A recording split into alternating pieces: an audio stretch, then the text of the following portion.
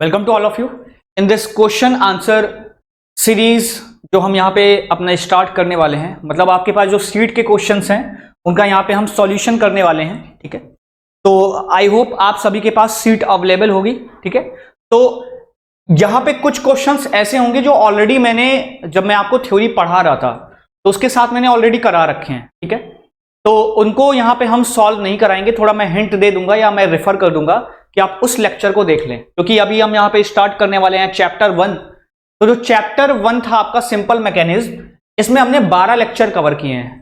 ठीक है, तो हर एक लेक्चर जो भी आपको ट्रांसमिट किया गया होगा उसके साथ वो टॉपिक लिखा होगा कि इस पर्टिकुलर लेक्चर में हमने कौन सा टॉपिक पढ़ा है। तो जो भी क्वेश्चन होगा जिस पर्टिकुलर टॉपिक से होगा आप उस लेक्चर को रेफर कर लीजिएगा। ठीक है, और कुछ क्वेश्चंस जो सीट के नहीं हुए हैं वो यहां पे हम सॉल्व करेंगे। चलिए प्रोसीड करते हैं। Question seat 1A। देखिए, inversion of a mechanism is, ये क्वेश्चन हमने सॉल्व कर रखा है जब हम लेक्चर पढ़ रहे थे इन्वर्जन्स of single slider crank mechanism. ठीक है, फिर भी मैं आपको बता दूं इसका आंसर क्या होगा। इन्वर्जन ऑफ अ मैकेनिज्म क्या होता है? इन्वर्जन हम किसे बोलते हैं, याद है? पहले हमने बोला था काइनामेटिक चेन। ठीक है, काइनामेटिक चेन आपको याद आ रहा है? काइनामेटिक चेन क्या होती है? काइनामेटिक चेन होती है जब एक लिंक को हम दूसरी लिंक से जोड़ें और इस तरीके से जोड़ते जोड़ते अगर पहली लिंक को सबसे आखिरी लिंक के साथ जोड़ दें और हर एक लिंक का मोशन कैसा हो, कंस्ट्रेंड हो। ठीक है, तो उसको हम क्या बोलते हैं? उसको हम बोलते हैं kinematic chain.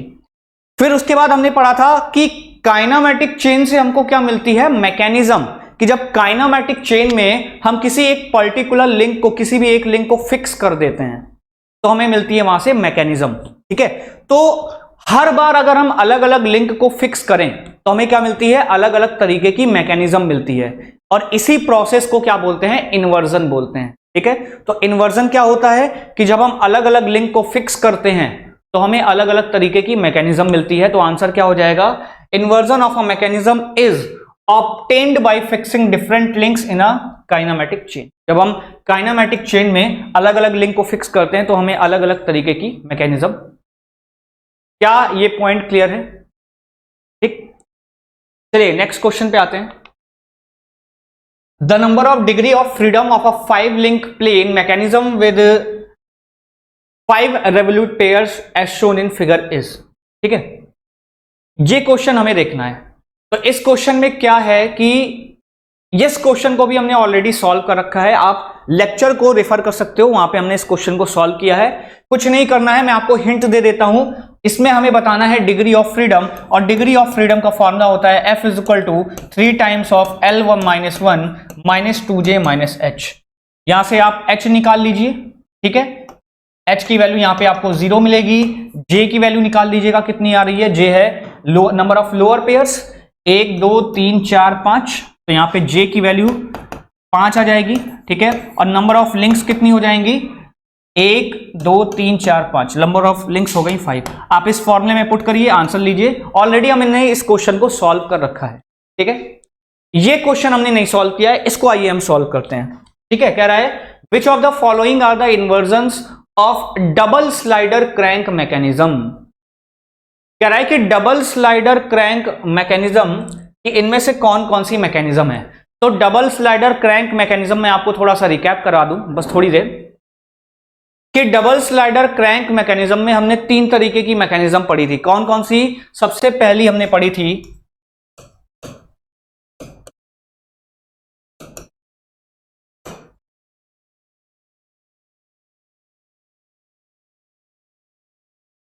Double slider crank mechanism में हमने 3 तरीके की मैकेनिज्म पढ़ी थी। कौन कौन सी? सबसे पहली हमने पढ़ी थी एलिप्टिकल ट्रेमल। ठीक है,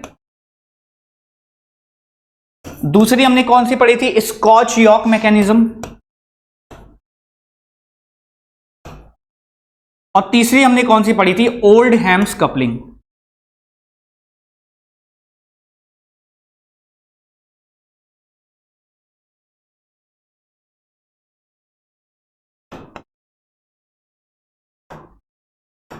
और तीसरी हमने पढ़ी थी ओल्ड हैम्स कपलिंग। ठीक है, डबल स्लाइडर क्रैंक मैकेनिज्म कैसे होता है? इस तरीके से देखिए,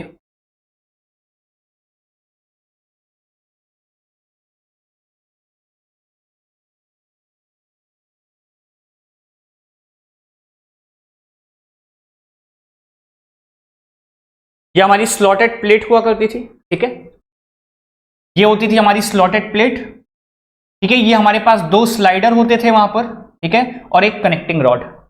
याद आ रहा है कुछ? ठीक है,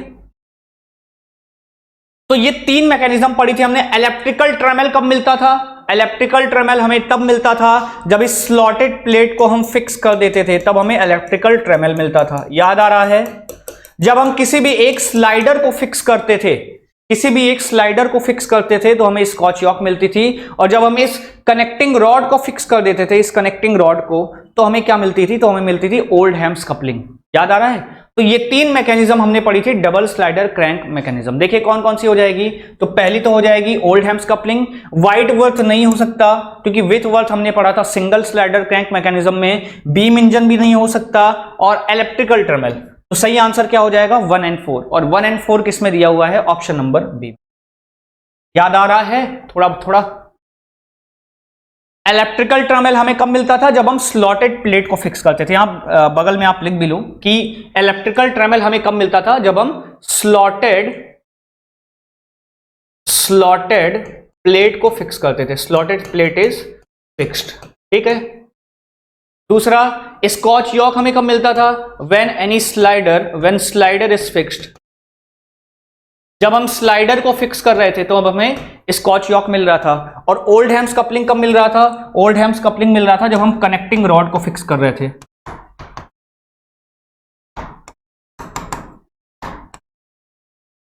कनेक्टिंग रॉड इज फिक्स्ड।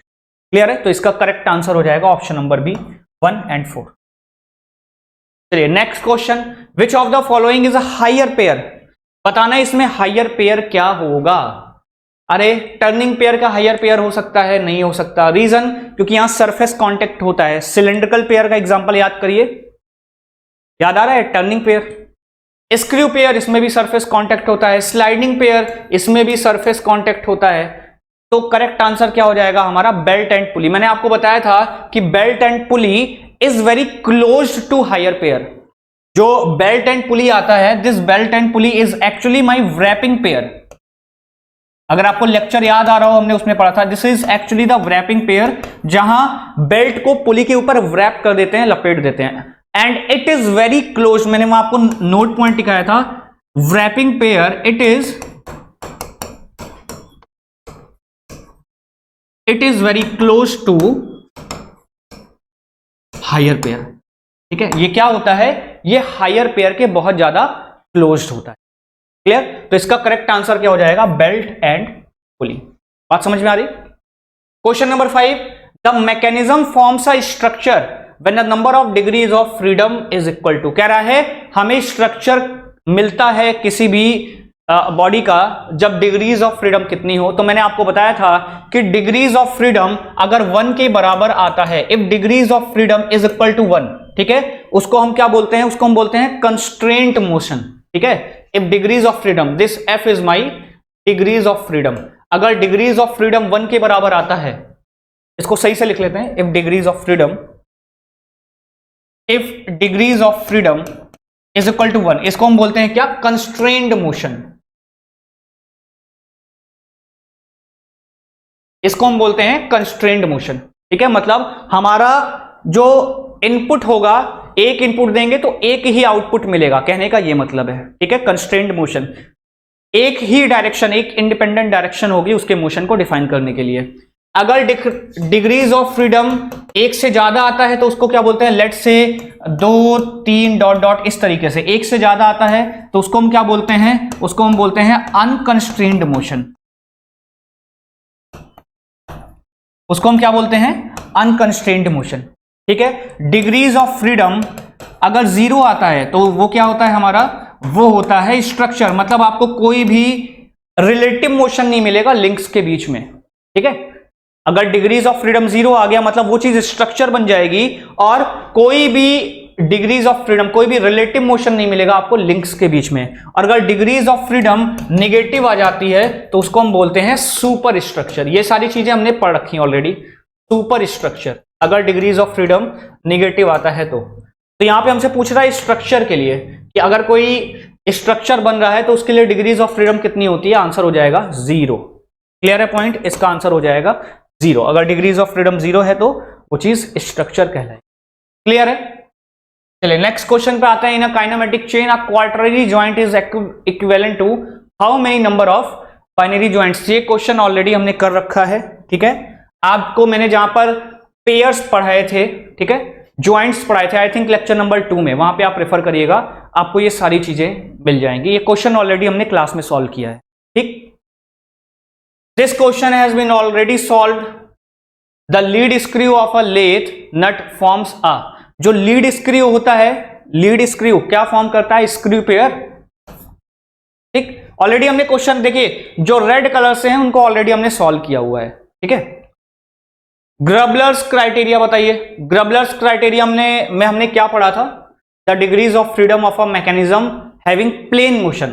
तो ग्रबलर्स क्राइटेरिया में हमने कुछ बैक इक्वेशन क्या पढ़ी थी? Degrees of freedom F is equal to 3 times of L minus 1 minus 2J minus H, ये पढ़ा था। और ग्रबलर्स क्राइटेरिया में हमने एक एजम्पशन लिया था that it has zero number of higher pairs. वहां पे हमने हायर पेयर को बोल दिया था जीरो, की कोई हायर पेयर नहीं है अपने पास, ठीक है। तो हायर पेयर को जीरो कर दीजिए, तो क्या बन जाएगा डिग्रीज ऑफ फ्रीडम? ये बन जाएगा 3 times of L minus 1 minus 2J। तो देख लीजिए आंसर क्या आ रहा है, 3L माइनस 1 माइनस 2J। क्या दिख रहा है यहां से? तो आंसर क्या हो जाएगा डिग्रीज ऑफ फ्रीडम का? 3L minus 1 minus 2J। Clear? Grubler's criteria के अंदर पूछ रहा है।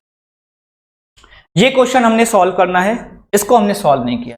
देखिए इस टाइप के क्वेश्चन में ना, जहां पे आपको मैचिंग करानी हो,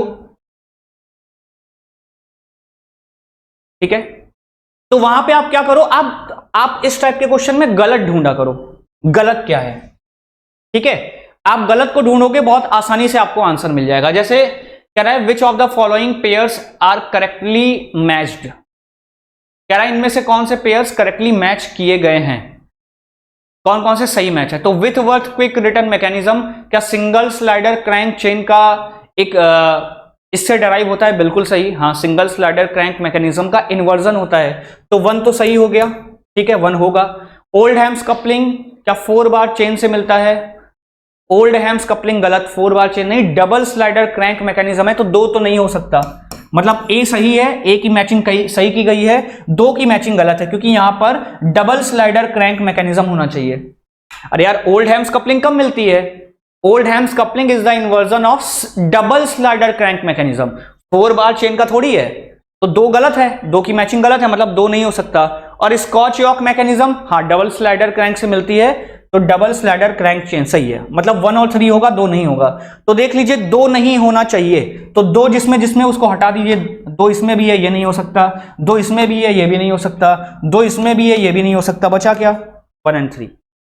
तो आपको पहले ही पता था कि 1 और 3 सही है, तो सी होगा। लेकिन जब आप कभी 50-50 में हो जाओ, कि जब वहां पे और टफ बना दिया जाए क्वेश्चन को, कि ये भी हो सकता है, वो भी नहीं हो सकता, तो इस टाइप के क्वेश्चन में आप गलत ढूंढा करो कि गलत कौन सा है।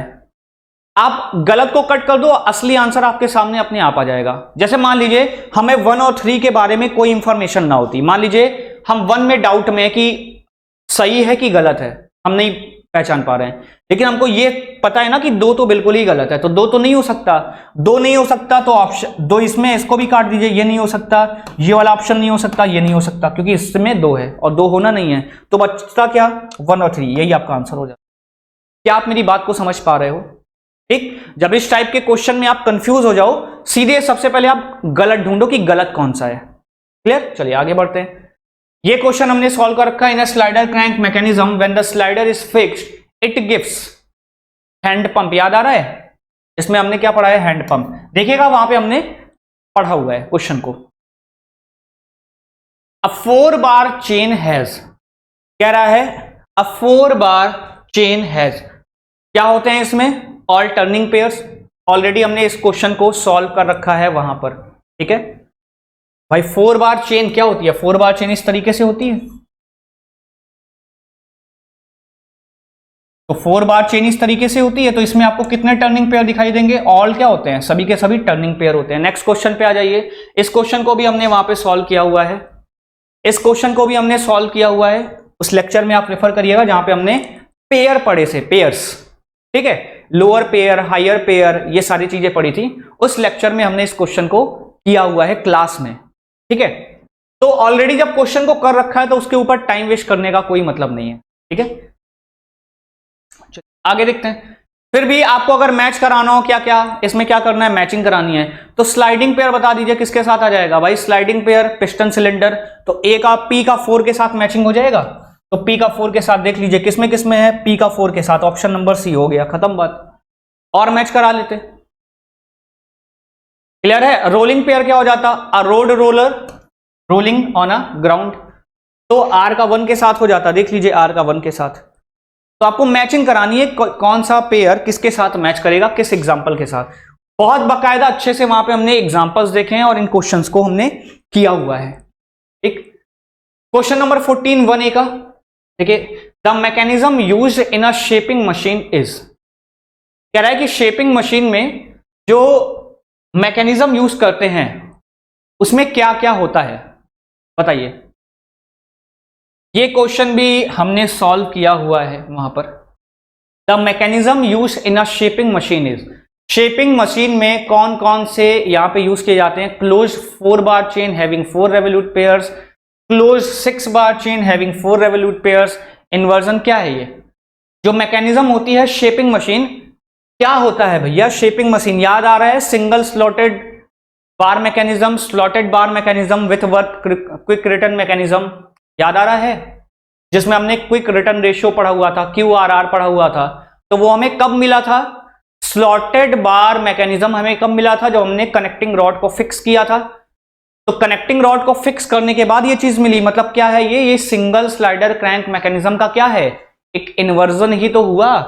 अरे भैया जो शेपिंग मशीन हुई, it is a inversion of single slider crank mechanism.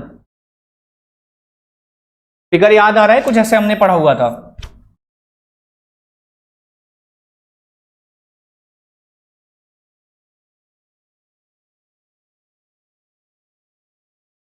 यहां पे स्लॉटेड बार लगा रखा था हमने,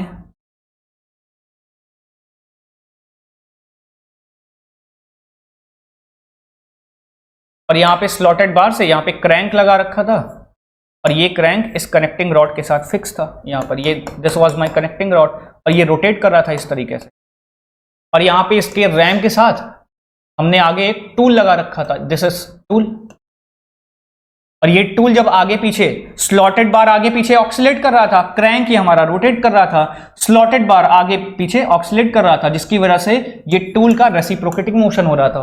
और यहां पे अगर आप कोई वर्क पीस रख दो तो उसकी शेपिंग या प्लेनिंग हो जाएगी। कोई अगर आप WP का मतलब वर्क पीस रख दो तो उसकी शेपिंग या प्लेनिंग हो जाएगी, ठीक। तो शेपिंग और प्लेनिंग इस मैकेनिज्म से कर रहे थे, ठीक। तो क्या है ये क्या हमको कब मिला था, जब हमने कनेक्टिंग रॉड को फिक्स किया था, तभी तो हमको मिला था स्लॉटेड बार, ठीक है।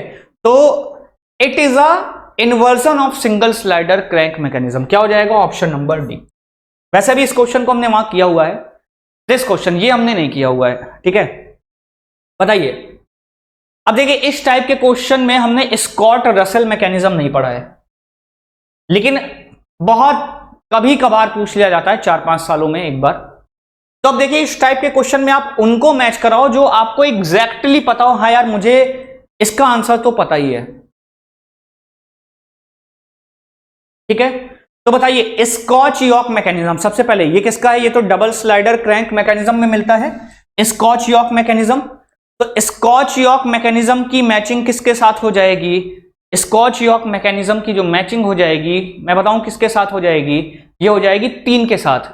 क्योंकि जब स्कॉच यॉक मैकेनिज्म हमें कब मिलता है, बताइए, स्कॉच यॉक मैकेनिज्म हमें मिलता है जब हम किसी भी स्लाइडर को फिक्स करते हैं, और स्लाइडर को फिक्स करने पर आपको पता है कि हमने एसएचएम मोशन मिल रहा था। अगर आपको याद आ रहा हो, वहां पे हमने पढ़ा था कि जब स्कॉच यॉक मैकेनिज्म मिलता है तो उसमें एसएचएम मोशन होता है। जब हम किसी स्लाइडर को फिक्स करते हैं तो इसका मोशन मिलता है एसएचएम। तो स्कॉच यॉक की मैचिंग हो जाएगी एसएचएम के साथ, मतलब एस की मैचिंग हो गई 3 के साथ, ठीक है। और बताइए ऑफसेट स्लाइडर क्रैंक मैकेनिज्म, ये क्या हो जाएगा, offset slider crank mechanism, Geneva और स्कॉट रसेल मैकेनिज्म। अच्छा, जेनेवा हमने पढ़ा था CI, मैंने आपको एक ट्रिक बताई थी याद करने के लिए, CI मैंने आपको बताया था CI याद करने के लिए कि जेनेवा क्या करता है, C से I में ट्रांसफर करता है। कॉन्टिन्यूअस रोटेरी मोशन को इंटरमिटेंट रोटेरी मोशन में कौन ट्रांसफर करता है, जेनेवा मैकेनिज्म। ठीक है, जब मैं आपको जेनेवा मैकेनिज्म पढ़ा रहा था तो जेनेवा के साथ मैंने आपको बोला था याद करने के लिए CI, मतलब ये कॉन्टिन्यूअस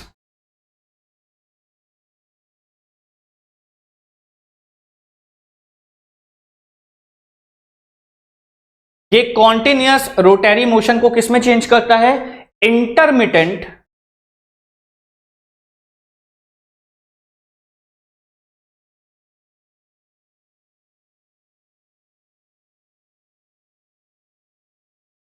इसमें चेंज करता है ये इंटरमिटेंट रोटेरी मोशन में। तो Q की मैचिंग किसके साथ हो जाएगी, Q की मैचिंग 1 के साथ हो जाएगी। तो S3 हो गया, Q1 हो गया। ठीक है, देख लीजिए S3 और Q1 किस में हो जाएगा, तो S3 इसमें है देखिए और Q1 इसमें है, तो दो तो मिल ही गए, तो ऑप्शन नंबर। बाकी अगर आपको नहीं भी पता देखिए फिर भी आपने मैच करा लिया। तो ये जो कई ऑप्शंस आते हैं ना मैचिंग वाले, और जिसमें बोलता है एक भी सही है, दो भी सही है, एक सही है, दो नहीं सही है, तो इस टाइप के क्वेश्चन में अगर आपको एक या दो आंसर भी पता है फिर भी आप सही आंसर निकाल सकते हो। क्लियर बात, अगर आपको कुछ इंफॉर्मेशन भी पता है फिर भी आप करेक्ट आंसर तक पहुंच सकते हो। क्लियर, चलिए आगे बढ़ते हैं। Consider the following statements. अब देखिए आपको इसमें बता दिया ना, तो अब आपको इसमें बताना है कौन सा ऑप्शन सही होगा। पढ़ते हैं, round bar in a round whole forms a turning pair. कह रहा है कि अगर हमने कोई राउंड होल ले लिया इस तरीके का, मतलब यहां पे हमने कोई राउंड होल ले लिया और उसमें कोई राउंड बार इस तरीके से फंसा दिया, it is an example of turning pair. क्या ये इसके अंदर टर्न कर सकता है, बिल्कुल टर्न कर सकता है, तो 1 तो सही हो गया। A square bar in a square hole forms a sliding pair. कह रहा है अब इस बार अगर हम स्क्वायर बार लें और उसके अंदर हमने स्क्वायर होल ले लिया स्क्वायर, तो क्या ये इसके अंदर रोटेट कर सकता है स्लाइडर, बिल्कुल नहीं। क्या रेसिप्रोकेटिंग मोशन कर सकता है आगे पीछे, बिल्कुल। तो रेसिप्रोकेटिंग मोशन करना एक तरीके का स्लाइडिंग मोशन ही तो हुआ, स्लाइड कर रहा है ना। अरे रेक्टेंगुलर स्क्वायर होल के अंदर जो स्क्वायर बार है वो स्लाइड ही तो कर रहा है इसकी सरफेस पर। यहां पर ये जो सरफेस बन रही है क्या इसकी सरफेस पर स्लाइड ही तो कर रहा है, और स्लाइड कर रहा है मतलब कैसा पेयर बना रहा है, स्लाइडिंग पेयर बना रहा है। तो 2 भी सही हो गया। तीसरा देखते हैं, a vertical shaft in a foot step bearing forms a successful constraint. तीसरा देखते हैं,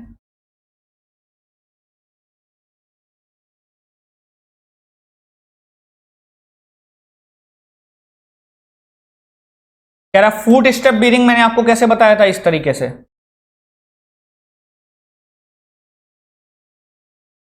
ठीक है, ये इसके अंदर रोटेट कर रहा है, ठीक है, और ऊपर नीचे भी मूव कर सकता है, मैंने आपको बताया था फुट स्टेप बेरिंग में इसके पास 2 पॉसिबल मूवमेंट होते हैं, एक तो ये रोटेट कर सकता है प्लस दूसरा ये ऊपर नीचे रेसिप्रोकेटिंग मोशन कर सकता है। एक तो ये ऊपर नीचे रेसिप्रोकेटिंग मोशन कर सकता है, साथ में ये इसके एक्सिस के अबाउट रोटेट कर सकता है। ठीक है, लेकिन जब हमने क्या किया, इस पर एक डायरेक्शन में फोर्स लगा दिया, मतलब अभी इसकी डिग्रीज ऑफ फ्रीडम क्या है, 2 हैं, एक तो रोटेट कर सकता है, एक वर्टिकल मूवमेंट कर सकता है, तो 2 हो गई डिग्रीज ऑफ फ्रीडम। ठीक, तो क्या ये कंस्ट्रेंट मोशन होगा, नहीं। तो मैंने आपको 3 मोशन पढ़ाए थे, कंस्ट्रेंट मोशन, ठीक है, अनकंस्ट्रेंट मोशन और successfully constraint motion. Constraint motion क्या हुआ करता था, जहां पर डिग्रीज ऑफ फ्रीडम 1 आती है, मतलब एक इंडिपेंडेंट मोशन ही पॉसिबल हो, उसको हम बोलते हैं कंस्ट्रेंट मोशन। अनकंस्ट्रेंट मोशन क्या होता था, जहां पर उसके 2 इंडिपेंडेंट मोशंस पॉसिबल हो, डिग्रीज ऑफ फ्रीडम 1 से ज्यादा आ जाए, 2, 3, 4, 5 कुछ भी हो जाए, मतलब 1 से ज्यादा हो, उसको बोलते हैं हम अनकंस्ट्रेंट मोशन। ठीक है, और सक्सेसफुली कंस्ट्रेंट मोशन तीसरी कैटेगरी क्या होती थी, जहां पर वो अनकंस्ट्रेंट है, जहां पर जो मोशन हमारा लिंक का है वो अनकंस्ट्रेंट है, लेकिन एक एक्सटर्नल फोर्स लगाकर उसको हम क्या करें, अगर कंस्ट्रेंट बना दें। कैसे, एक्सटर्नल फोर्स लगाकर अगर उसको हमने कंस्ट्रेंट बना दिया तो उसको बोलते हैं सक्सेसफुली कंस्ट्रेंट। तो देखिए अब इसके पास 2 मोशन है, अब हमने क्या किया, यहां पर ऊपर की डायरेक्शन से एक W फोर्स एक्सटर्नल लगाकर इसको क्या किया, अब ये क्या ऊपर नीचे मूव कर सकता है? नहीं, अब इसके पास सिर्फ एक ही डायरेक्शन का मोशन है, दैट इट कैन रोटेट। तो इसको मैंने एक वर्टिकल फोर्स लगाकर क्या इसको कंस्ट्रेंट बना दिया? हाँ, तो ये क्या बन गया? ये बन गया successfully constraint, successfully constrained motion. क्या बात समझ पा रहे हैं? ठीक, तो एक भी सही है, दो भी सही है, तीन भी सही है, तो आंसर क्या हो जाएगा? ऑप्शन डी, 1 2 3 तीनों ही करेक्ट हैं। ठीक है, इसमें हमको करेक्ट बताना था, विच आर करेक्ट, तो तीनों ही सही है। क्या बात समझ पा रहे हैं? क्योंकि इसमें लिखा है फॉर्म्स आर सक्सेसफुली कंस्ट्रेंट। चलिए नेक्स्ट क्वेश्चन पे आते हैं। Which mechanism produces intermittent rotary motion from continuous rotary motion? अभी अभी पढ़ा हमने, जेनेवा के साथ मैंने आपको क्या बताया था? जेनेवा के साथ बताया था मैंने CI, मतलब कॉन्टिन्यूअस रोटरी मोशन को इंटरमिटेंट रोटरी मोशन में कौन ट्रांसफर करता है? Geneva mechanism. मतलब जो कॉन्टिन्यूअस रोटरी मोशन होगा उसको रुक रुक के रोटरी मोशन कौन कराएगा? Geneva mechanism. तो आंसर क्या हो जाएगा? जेनेवा, CI, C को I में चेंज करता है। क्या बात क्लियर है? ये क्वेश्चन हमने सॉल्व कर रखा है, which amongst the following constitutes a higher pair. ठीक है, तो आप वैसे भी चैप्टर नंबर 6 में भी हमने पढ़ाया, बताया था आपको, तो ये ऑलरेडी हो रखा है। ये क्वेश्चन हमने पढ़ रखा है। इलेक्ट्रिकल ट्रेमेल मैंने आपको बताया था कि जब इलेक्ट्रिकल ट्रेमेल में जब डबल स्लाइडर क्रैंक मैकेनिज्म में जब हम स्लॉटेड बार को फिक्स कर देते हैं तो हमें कौन सी मैकेनिज्म मिलती है? इलेक्ट्रिकल ट्रेमेल। ठीक है, यहां मतलब स्लाइडर हो गया, यहां पर भी स्लाइडर हो गया। इस कनेक्टिंग रॉड पे हमने कोई पॉइंट लिया P, इस कनेक्टिंग रॉड पे हमने कोई पॉइंट लिया P। ठीक है, तो ये पॉइंट P का मोशन हमें कैसा देगा? एक इलेक्ट्रिकल ट्रेमेल देगा। लेकिन मैंने इसमें आपको एक स्पेशल केस भी बताई थी, इलेक्ट्रिकल ट्रेमेल देगा, लेकिन स्पेशल केस क्या बताई थी कि अगर ये पॉइंट P इस लिंक AB, मान लीजिए this link point is A, this point is B, अगर this point P is the mid point of AB, तब हमें एलिप्स के अलावा क्या मिलता है? हमें सर्कल मिलता है। If this point P is the mid point of AB, तो हमें क्या मिलता है? हमें सर्कल मिलता है। ठीक है, और उसके अलावा मिड पॉइंट के अलावा ये पॉइंट P किसी भी पॉइंट पे होगा तो क्या मिलेगा? एलिप्स मिलेगा। इसका उसको हम इलेक्ट्रिकल ट्रेमेल को बोलेंगे। तो देख लीजिए, एक सीढ़ी रखी हुई है दीवार के थ्रू। ठीक है, एक आदमी इस पे चढ़ना स्टार्ट कर रहा है, यहां से चढ़ते चढ़ते वो उसके मिडिल पॉइंट पे पहुंच गया। कह रहा है इस आदमी का अब आप बता दो बिंदु पथ, लोकस क्या होगा? तो अगर ये मिडिल पॉइंट पे पहुंच गया है तो हमें क्या मिलेगा? एलिप्स की सर्कल। अगर मिड पॉइंट पे पहुंच गया तो क्या मिलता है? सर्कल मिलता है। मिड पॉइंट के अलावा किसी भी पॉइंट पे होगा तो एलिप्स मिलेगा, लेकिन सिर्फ अगर मिड पॉइंट पे है तो मिड पॉइंट पे क्या मिलता है? मिड पॉइंट पे हमें मिलता है सर्कल। याद आ रहा है? ठीक है, तो अगर यहां पर ये मिड पॉइंट पे पहुंच गया है तो मिड पॉइंट पे हमें क्या मिलता है? मिड पॉइंट पे हमको मिलता है सर्कल। तो इसका आंसर क्या हो जाएगा? वैसे भी इसको हमने सॉल्व कर रखा है। 1B पे आइए, देखिए चैप्टर नंबर 1 के ही एक दूसरी कैटेगरी है बी पे आते हैं। Scotch yoke mechanism is used to generate, क्या करता है भैया? साइन फंक्शन मैंने बताया है। स्कॉच योक मैकेनिज्म में SHM मिलता है, और SHM में क्या होता है? साइन का फंक्शन आप हमेशा पढ़ते हो, y is equal to a sine omega t। तो क्या दिखाई दे रहा है? साइन का फंक्शन। आंसर क्या हो जाएगा? साइन। ये क्वेश्चन हम ऑलरेडी हमने सॉल्व कर रखा है, तो आप उस लेक्चर को रेफर कर लीजिए। देखिए मैं आपको पहले ही बता दे रहा हूं, जो रेड कलर से आपको दिखाई देंगे वो क्वेश्चन ऑलरेडी हमने उस लेक्चर में कवर कर रखा है। जब हम वो पर्टिकुलर टॉपिक पढ़ रहे थे तो ऑलरेडी हमने वहां पर कवर कर रखा है। ठीक है, तो there is no need to solve this question again and again, time चल जाएगा ना, हमारा टाइम बर्बाद होगा। ठीक है, और जो ब्लैक कलर से हैं वो क्वेश्चन मुझे कराने हैं। तो ये क्वेश्चन हमने कर रखा है, with work quick return mechanism का क्वेश्चन है। ठीक है, ये क्वेश्चन भी हमने सॉल्व कर रखा है, वहां पे आप रेफर कर सकते हो। ठीक है, चलिए मैं एक हिंट आपको दे देता हूं 1 मिनट के अंदर। हमने सिंगल स्लाइडर क्रैंक मैकेनिज्म में एक तरीके का रिवीजन समझो आप। सिंगल स्लाइडर क्रैंक मैकेनिज्म में हमने 4 इन्वर्जन्स पढ़े थे। पहला, जब हम किसको फिक्स कर रहे थे? जब हम सिलेंडर को फिक्स कर रहे थे। ठीक है, जब हम सिलेंडर को फिक्स कर रहे थे, ध्यान से सुनिए, इधर देखिएगा। जब हम सिलेंडर को फिक्स कर रहे थे तो हमें क्या मिल रहा था? हमें रेसिप्रोकेटिंग इंजन मिल रहा था, या तो रेसिप्रोकेटिंग क्या मिल रहा था? कंप्रेसर मिल रहा था। ठीक है, उसके बाद दूसरा इन्वर्जन, जब हम क्या कर रहे थे? जब हम क्रैंक को फिक्स कर रहे थे तो क्रैंक के साथ मैंने आपको एक वर्ड याद करने को बताया था, याद आ रहा है? मैंने आपको बताया था WR याद करने के लिए। तो W अब क्या बताता है, W बताता है हमें विथवर्थ क्विक रिटर्न मैकेनिज्म QRM, और R क्या बताता है, R बताता है रोटरी आईसी इंजन मैकेनिज्म। याद आ रहा है? उसके बाद तीसरी देखिएगा, तीसरी कैटेगरी, तीसरा जब हम कनेक्टिंग रॉड को फिक्स करते हैं, याद आ रहा है? जब हम कनेक्टिंग रॉड को फिक्स कर रहे थे तो कौन सी मैकेनिज्म मिल रही थी, तो मैंने आपको दो वर्ड्स याद करने को बोले थे। सो का मतलब था स्लॉटेड लीवर मैकेनिज्म, और ओ का मतलब था ऑक्सीलेटिंग सिलेंडर इंजन मैकेनिज्म, और फोर्थ क्या था, फोर्थ का हमारा क्या बच गया, स्लाइडर। जब हम स्लाइडर को फिक्स कर रहे थे तो हमको क्या मिल रहा था, हमको मिल रहा था हैंड पंप। याद आ गया? क्लियर है पॉइंट? तो मैच करा लीजिए। देखिए यहां पे किसको फिक्स किया हुआ है, देखिए सबसे पहले यहां पे स्लाइडर को फिक्स किया है तो हैंड पंप, तो एस की मैचिंग किसके साथ हो जाएगी, 1 के साथ। हैंड पंप है ना, स्लाइडर को फिक्स किया है तो हैंड पंप, ऐसे ही आप मैच करा लीजिएगा। ठीक है, ये क्वेश्चन ऑलरेडी हमने सॉल्व कर रखा है जब हम चैप्टर को क्या पढ़ रहे थे, स्लॉटेड लीवर बार मैकेनिज्म। उस वाले लेक्चर में आप रेफर करिएगा, आपको ये मिल जाएगा। ठीक, इस क्वेश्चन को देखिएगा, this is very important question and very good question. This type of questions are very good question. कह रहा है, क्वेश्चन की लैंग्वेज ध्यान से पकड़िएगा, क्या बोल रहा है, which of the mechanism shown, कह रहा है जो मैकेनिज्म दिखाई गई है shown above does not have single degree of freedom. कह रहा है इनमें से कौन सी ऐसी मैकेनिज्म है जिसकी सिंगल डिग्री ऑफ फ्रीडम नहीं है, आपको वो ऑप्शंस बताने हैं। ठीक है, मतलब आपको वो मैकेनिज्म बतानी है जिसकी डिग्रीज ऑफ फ्रीडम एक नहीं है। ठीक है, बात समझ पा रहे हैं? शोन अबव डू और does not have single degree of freedom, मतलब जिनकी एक या एक से ज्यादा है, वो आपको करेक्ट आंसर में लगाना है। ठीक है, तो देखिए सबसे पहले इस पे आते हैं, 3 वाले को देखते हैं।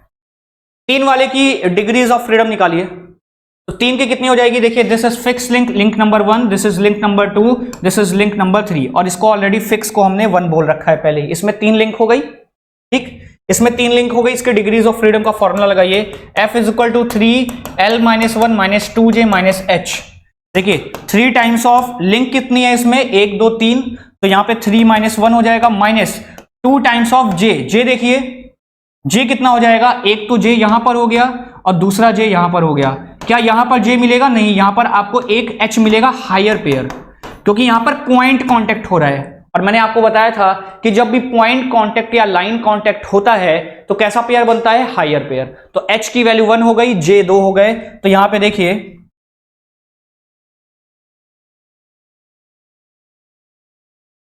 तो यहां पे देखिएगा, यहां पे 2 इंटू J की वैल्यू कितनी हो जाएगी, 2, माइनस H की वैल्यू कितनी हो जाएगी, 1।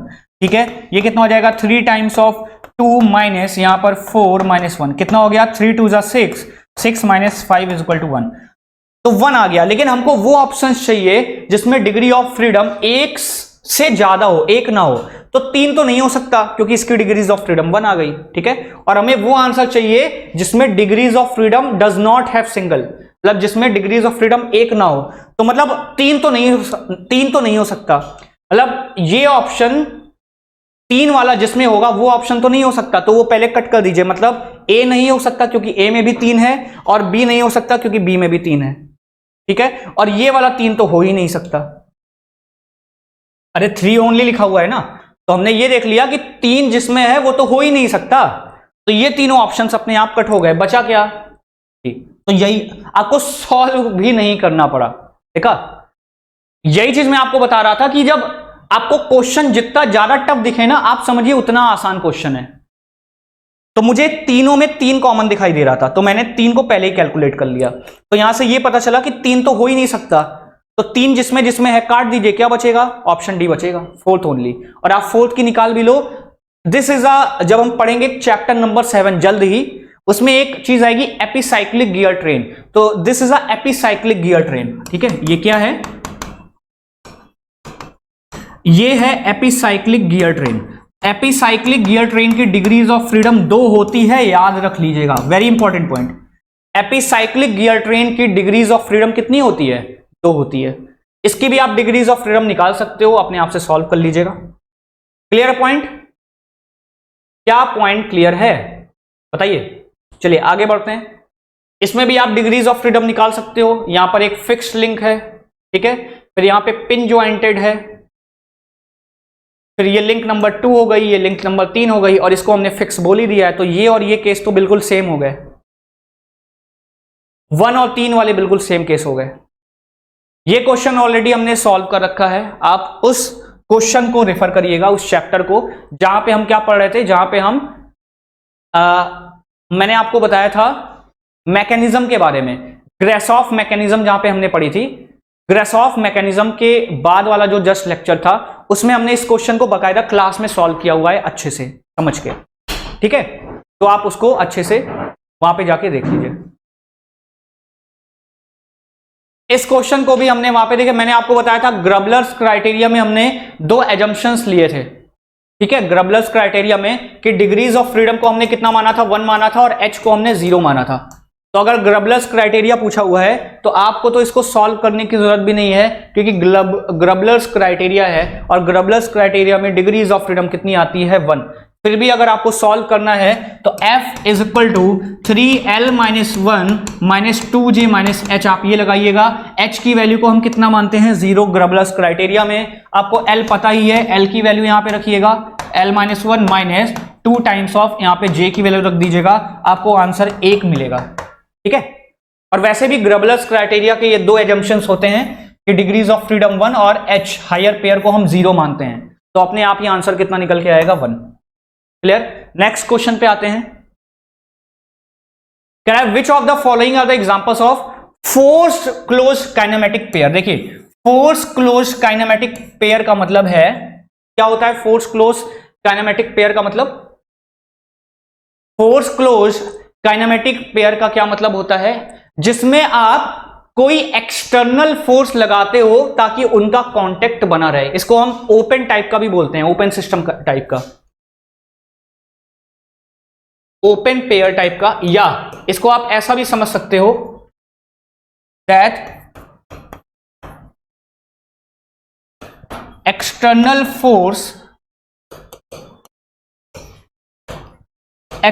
Force is required to maintain the contact,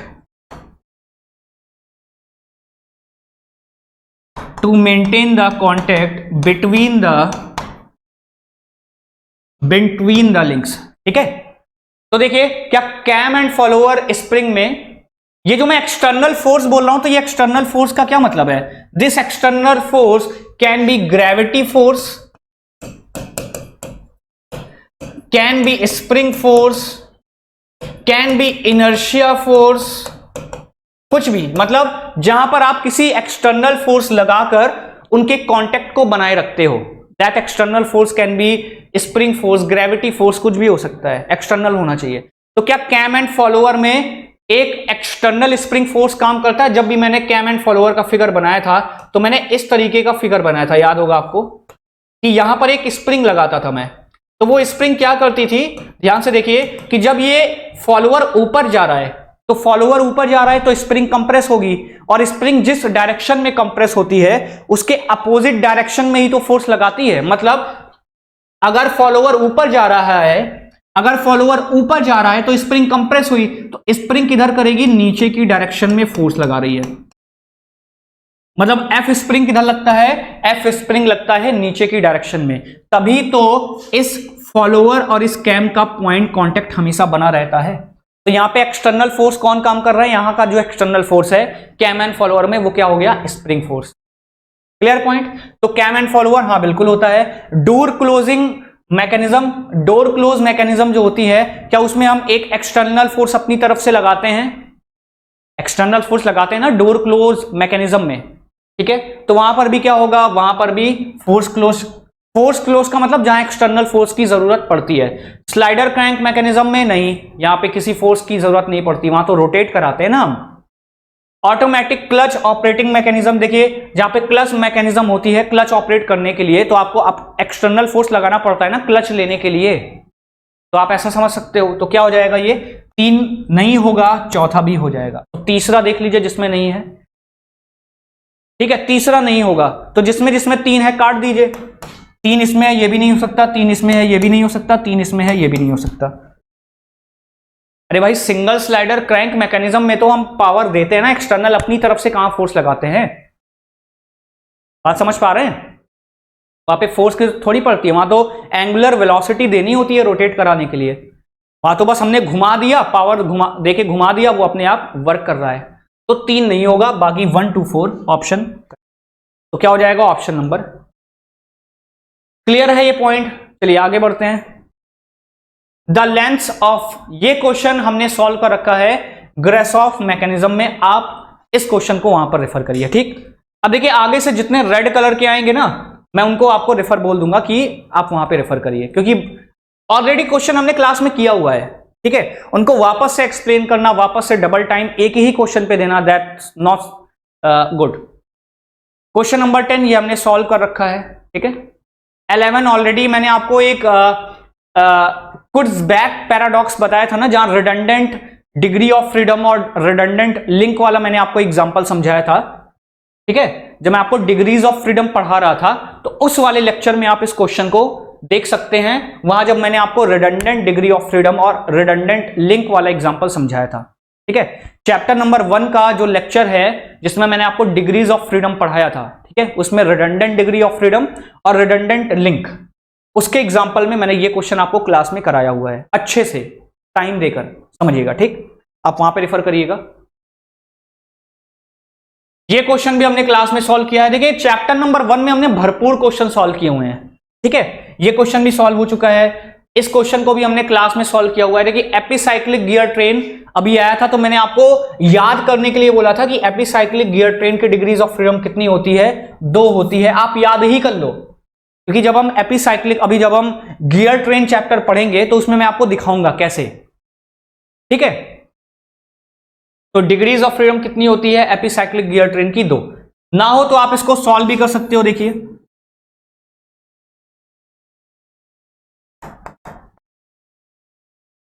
यहां पर एक आर्म लगा होता है इस तरीके से, ये आर्म हो गया, एक तरीके का आर्म हो गया। ये 2 गियर लगे हुए हैं, तो ये this fix link is my link number 1, this gear is gear number 2, this gear is gear number 3 and this arm is gear number 4। ठीक है, अब आपको फॉर्मूला अप्लाई करना है, F is equal to 3 times of L minus 1 minus 2J minus H। आप इसको apply करो, देखिए कितना आंसर आता है आपका। ठीक है,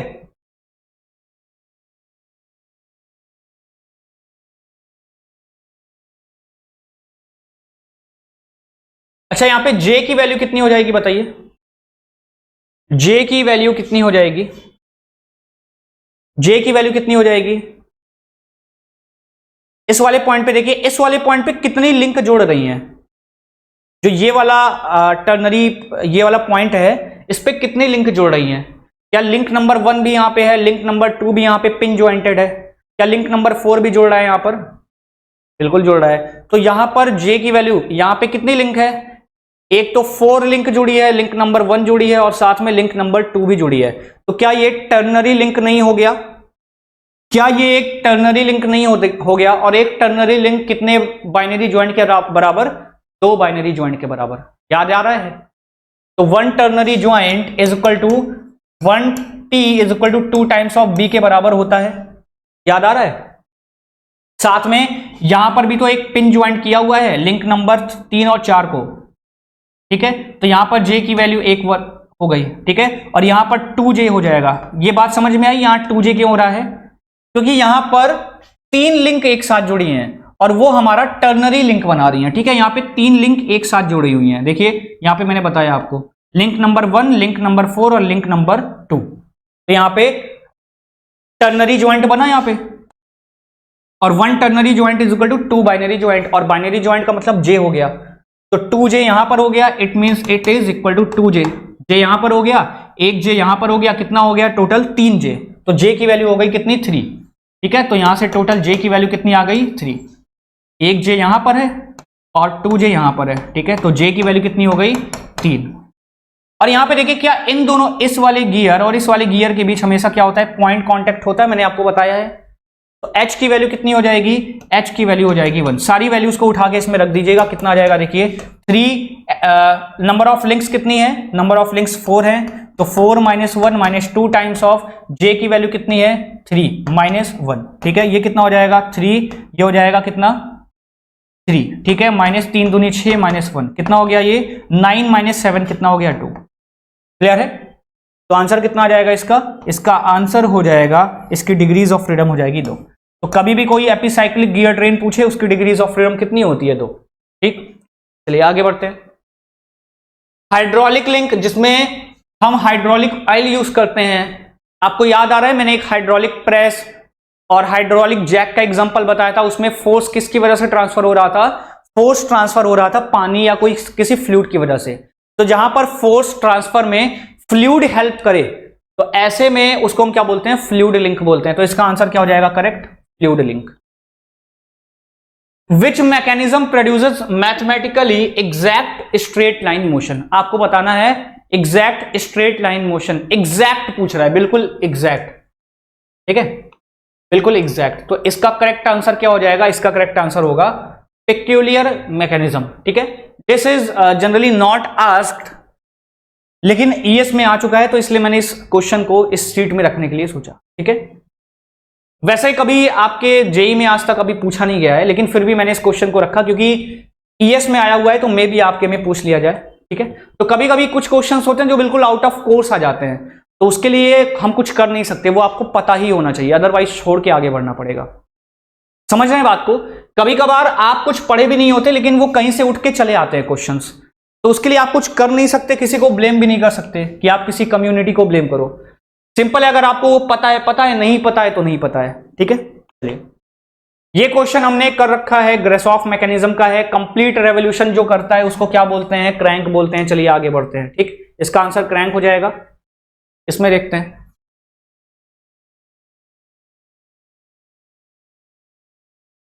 L is equal to 2p minus 4, J is equal to 3L by 2 minus 4 as pair following assumptions is correct। Correct कौन सा assumption करेक्ट है इसमें, बहुत अच्छा क्वेश्चन है। This is a very good question, very important question. इस पे आप IMP डाल दीजिएगा। This is very important and very conceptual question. कह रहा है इसमें से क्या करेक्ट ऑप्शन है आपको बताना है। तो देखिए, जो हायर पेयर होता है, मैंने आपको बताया था एक हायर पेयर 2 लोअर पेयर के बराबर होता है, याद आ रहा है। मैंने आपको बताया था 1 higher pair is equal to 2 lower pair, जब मैं आपको स्टार्ट कर रहा था लेक्चर, ठीक है। आई थिंक लेक्चर नंबर 1 या 2 में ही मैंने आपको बताया है कि 1 higher pair is equal to 2 lower pair बराबर होता है, लेक्चर नंबर 2 में। लेकिन साथ में एक और चीज आती है वहां पर, वेरी वेरी कॉन्सेप्चुअल क्वेश्चन। देखिए ध्यान से समझिए, मान लीजिए यहां पे मैं 2 गियर को कांटेक्ट में करा रहा हूं, ध्यान से समझिएगा पॉइंट को। अभी यहां पर 2 गियर का यहां पर क्या हो रहा है, पॉइंट कांटेक्ट हो रहा है। 2 गियर का इस वाले पॉइंट पे क्या हो रहा है, क्या पॉइंट कांटेक्ट नहीं हो रहा है, क्या हायर पेयर नहीं बन रहा है, पॉइंट कांटेक्ट है।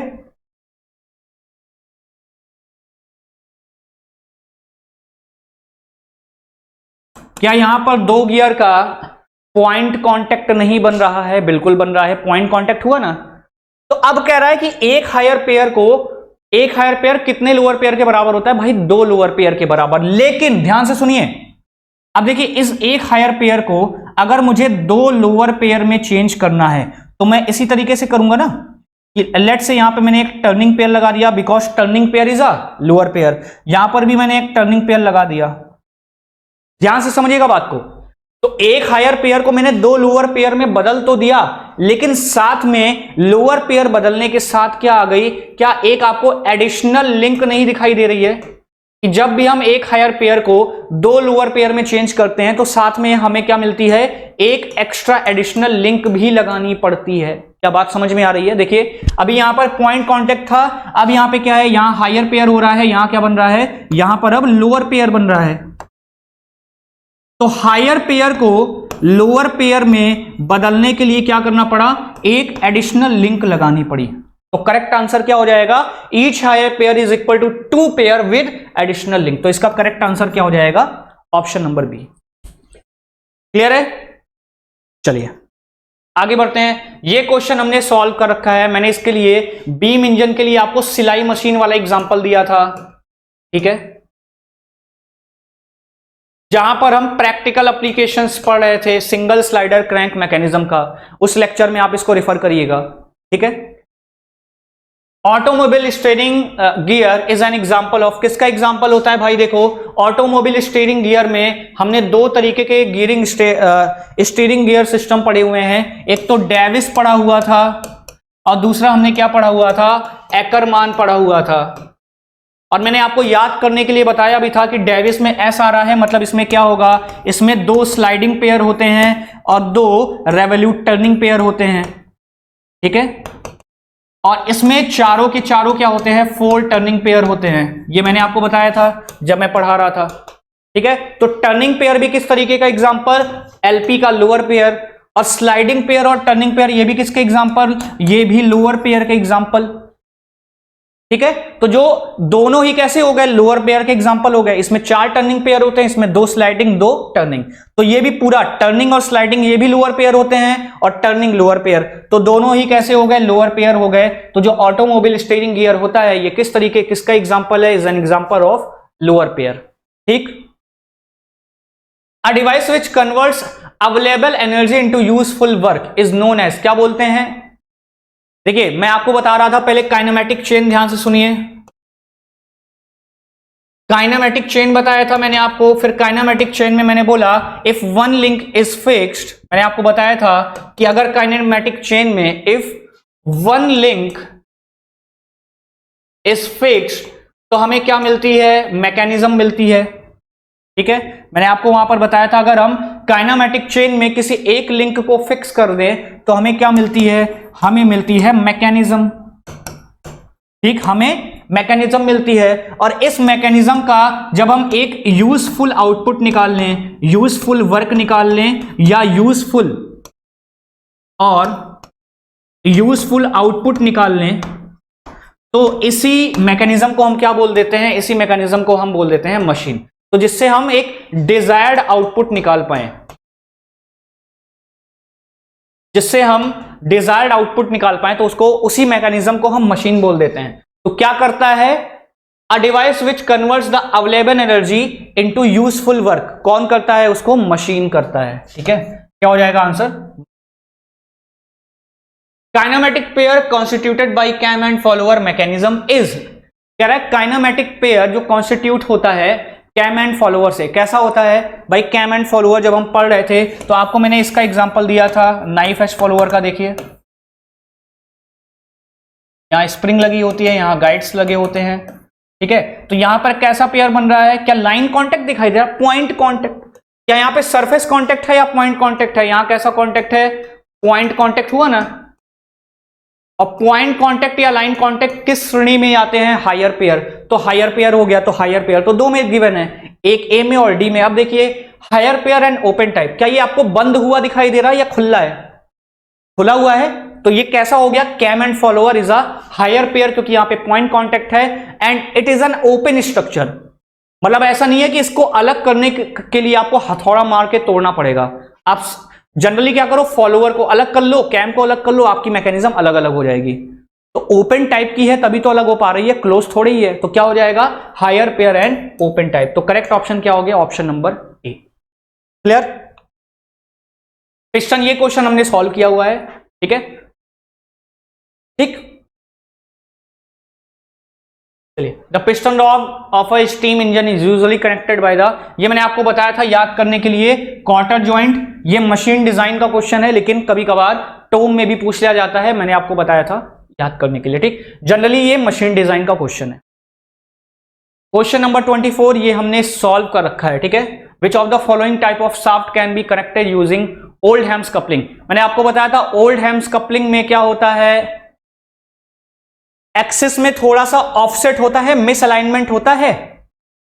बताइए, पैरेलल शाफ्ट को जोड़ने के लिए काम आता है ना। अरे भाई ओल्ड हैम्स कपलिंग में मैंने आपको ऐसे ही तो बताया था, एक शाफ्ट यहां से पास कर रही है और दूसरी शाफ्ट यहां से पास कर रही है। अगर इनकी एक्सिस में थोड़ा सा मिस अलाइनमेंट हो, ऑफसेट हो, तो मिस अलाइंड शाफ्ट को जोड़ने का काम कौन करता है? मिस अलाइंड शाफ्ट में पावर ट्रांसमिशन का काम कौन करता है? ओल्डहैम्स कपलिंग।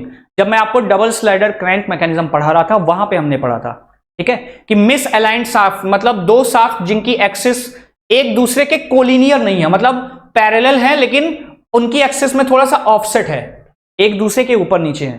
तो ऐसे शाफ्ट को जोड़ने के लिए किस कपलिंग का यूज करते हैं? ओल्डहैम्स कपलिंग का। तो इसका करेक्ट आंसर क्या हो जाएगा? ओल्डहैम्स कपलिंग, ठीक है। तो पैरेलल शाफ्ट, ठीक है, क्योंकि पैरेलल का मतलब इनकी एक्सिस एक दूसरे के पैरेलल है, कोलिनियर नहीं है। Question number 25, in offset slider crank mechanism the ratio of the working stroke time to return stroke is. कह रहा है कि जब हम ऑफसेट स्लाइडर क्रैंक मैकेनिज्म मतलब जो स्लाइडर क्रैंक मैकेनिज्म पढ़ते हैं स्लॉटेड बार वाला, तो उसमें QRR पढ़ा था ना हमने। तो QRR को हमने क्या बोला हुआ था? QRR को हमने क्या बोला हुआ था? Time of cutting stroke divided by time of returning stroke. मतलब वर्क पीस को कट करने में कितना टाइम लगा डिवाइडेड बाय रिटर्न होने में कितना टाइम लगा, उसी को हम क्या बोलते हैं? क्विक रिटर्न रेशियो, ठीक है। तो ये जो टाइम ऑफ कटिंग है आपको क्या दे रहा है? Working on the work piece ही तो दे रहा है। मतलब आप जितनी देर वर्क पीस पर काम करोगे that is the actual time of cutting on the work piece. जितनी देर आप काम करोगे वही तो टाइम ऑफ कटिंग, उसमें ही तो इन्वेस्ट होगा। टाइम ऑफ कटिंग का मतलब क्या है? कि वर्क पीस पर जितनी देर के लिए काम हुआ, और रिटर्निंग मतलब वर्क पीस पर काम करने के बाद जितनी देर में वो अपनी पुरानी पोजीशन में लौट आया, that is the time of returning. तो कह रहा है कि वर्किंग स्ट्रोक मतलब time of cutting to the returning stroke time of returning, इसका रेशियो क्या होगा इसमें से? तो मैंने आपको बताया था कि quick return ratio is always greater than 1, that QRR is always greater than 1। क्योंकि अगर आपके पास मान लीजिए 10 सेकंड है, तो सबसे अच्छी बात क्या होगी कि आप 6 सेकंड या 7 सेकंड किस पे दो? अपने काम पे दो। आप काम पे ज्यादा फोकस करोगे ना, आप काम करने में ज्यादा टाइम इन्वेस्ट करोगे और रिटर्न आने में कम टाइम इन्वेस्ट करोगे। तो इसका जो रेशियो होता है that is always greater than 1, more than 1। और मैंने आपको वहां पे फॉर्मूला जब डिराइव किया था इसका कॉस थीटा करके, तो मैंने आपको बताया भी था कि this ratio is greater than 1, ठीक है। तो QRR हमेशा 1 से बड़ा ही होता है, तो इसका आंसर हो जाएगा more than 1, correct answer. Clear? ये क्वेश्चन ऑलरेडी हमने सॉल्व कर रखा है। If the number of links in a mechanism is 8, the number of pairs would be. Which one of the following convergence is used by a law sprinkler? क्या करता है law sprinkler? क्या करता है? रोटरी मोशन को oscillatory motion में change करता है। ये मैकेनिज्म मैंने आपको लास्ट में पढ़ाई थी, जब मैं आपको क्या पढ़ा रहा था? मैं आपको पढ़ा रहा था क्या? Toggle mechanism. सबसे लास्ट लेक्चर में जाइएगा आप, चैप्टर नंबर 1 का जो सबसे लास्ट 12वां लेक्चर है, आप उसमें जाके देखिएगा, आपको मिलेगा लॉ स्प्रिंकलर, ठीक है। तो वहां पे मैंने बताया था कि लॉ स्प्रिंकलर क्या करता है? रोटरी मोशन को ऑक्सीलेटरी मोशन में चेंज कर। क्लियर? तो इसका करेक्ट आंसर क्या हो जाएगा? Option number C. And the last question of this chapter is the crank radius of a slider crank mechanism is 10 centimetre. आपको कह रहा है कि रेडियस को हमने इंक्रीज कर दिया 12 सेंटीमीटर, 10 से 12 कर दिया, तो stroke length will increase by, ठीक है। ये क्वेश्चन भी ऑलरेडी हमने सॉल्व कर रखा है, जहां पे मैंने आपको स्लॉटेड लीवर मैकेनिज्म कराया था। फिर भी मैं आपको एक हिंट दे देता हूं कि स्ट्रोक लेंथ का जो हमने फॉर्मूला पढ़ा हुआ था, स्ट्रोक लेंथ का फॉर्मूला क्या पढ़ा था हमने? स्ट्रोक लेंथ का फॉर्मूला पढ़ा था 2LSR LSLR divided by LC, ये पढ़ा था हमने 2LSLR divided by LC। LC क्या था? कनेक्टिंग रॉड की लेंथ, कनेक्टिंग रॉड की लेंथ, ठीक है। LR क्या था? LR था क्रैंक रेडियस, ठीक है। और LS क्या था? स्लॉटेड बार की लेंथ। जो स्लॉटेड बार था मेरा उसकी लेंथ, ठीक है। तो स्ट्रोक लेंथ को लेट से मैं S से रिप्रेजेंट करता हूं, तो S क्या हो जाएगा? S is proportional to LR हो जाएगा, क्योंकि इसमें सिर्फ LR को ही, जो क्रैंक रेडियस है LR उसी को चेंज कर रहा है, ठीक है। तो यहां पे देखिए, क्या मैं एक कांस्टेंट लिख सकता हूं? Let say S is equal to K into LR। Proportional हटा के मैंने एक कांस्टेंट के ले लिया, तो S1 कितना हो जाएगा, S1 हो जाएगा K इंटू LR1, पहले कितना है 10 सेंटीमीटर, इक्वेशन नंबर 1। और कह रहा है S2 इज इक्वल टू कितना हो जाएगा, K इंटू बाद में रेडियस कितनी हो गई 12 सेंटीमीटर, इक्वेशन नंबर 2। ठीक है, हमको निकालना है कितने परसेंट से इंक्रीज कर जाएगा, तो क्या करिए S2 माइनस S1 निकाल लीजिए, तो S2 माइनस S1 कितना हो जाएगा, K 12 माइनस 10 कितना हो गया 2 इंटू K। ठीक है, परसेंटेज चेंज विद इनिशियल निकालना है, विद रिस्पेक्ट टू इनिशियल, तो डिवाइडेड बाई S1, तो डिवाइडेड बाई S1, S1 की वैल्यू क्या है, S1 है K इंटू 10, तो ये K इंटू 10 हो जाएगा, K से K कैंसिल आउट, 2 से 5 1/5 हो जाएगा, और परसेंटेज निकालना है तो 100 से मल्टीप्लाई कर दीजिए, कितना हो जाएगा 20%। ऑलरेडी हमने वहां पे सॉल्व कर रखा है। ठीक है, चलिए, तो यहां पर हमारा चैप्टर नंबर 1 का जो क्वेश्चन है वो खत्म होता है, 1A और 1B। आप इसको दोबारा से सॉल्व करिए, अपने आप से सॉल्व करिए, और इसके मैं ये नहीं कह रहा हूं कि सिर्फ इतना ही लगाना है, आपको जहां से क्वेश्चंस मिले आप उतने क्वेश्चंस वहां से सॉल्व करिए, क्योंकि जितनी अच्छे टाइप के आप क्वेश्चंस लगाओगे जितने ज्यादा, और एग्जाम पैटर्न के, आपकी उतनी अच्छी प्रैक्टिस होगी। ठीक है, ऑल द बेस्ट, मिलते हैं नेक्स्ट लेक्चर। Thank you.